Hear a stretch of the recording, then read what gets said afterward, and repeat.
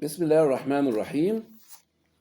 In this video, I will speak about what's called virus associated wheeze in infancy and childhood periods.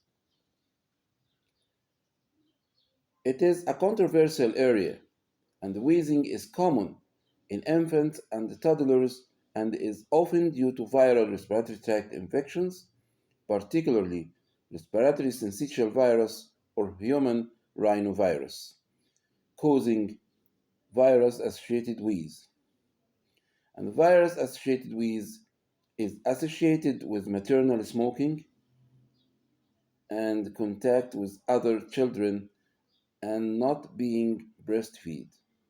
This transient early wheezing is common, affecting 50% of preschool children and is distinct from childhood asthma. Children affected by virus associated wheeze are often non-atopic and may have no family history of atopy and usually have no symptoms in the interval between viruses.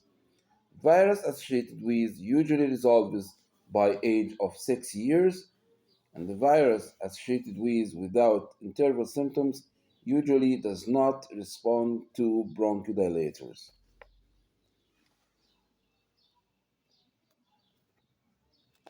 The childhood asthma, children who have developed asthma will usually have a history of virus associated with.